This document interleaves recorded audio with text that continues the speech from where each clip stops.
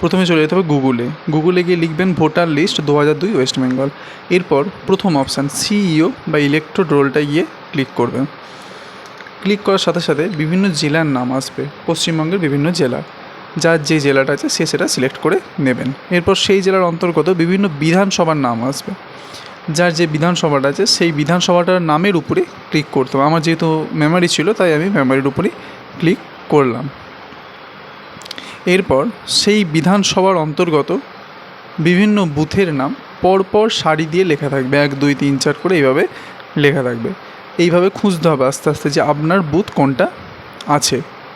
খুঁজে পেয়ে গেলে সেখানে গিয়ে তার পাশে থাকা ফাইনাল রোলটাই সিলেক্ট করতে হবে।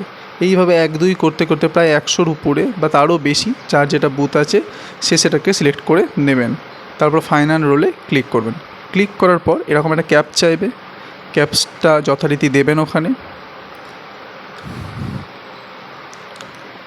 দেওয়ার পর ভেরিফাই অপশানটা ক্লিক করবেন।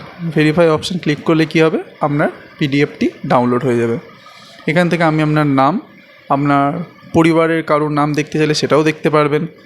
যদি ভিডিওটি ভালো লেগে থাকে অবশ্যই চ্যানেলটিকে সাবস্ক্রাইব করে দেবেন। ধন্যবাদ।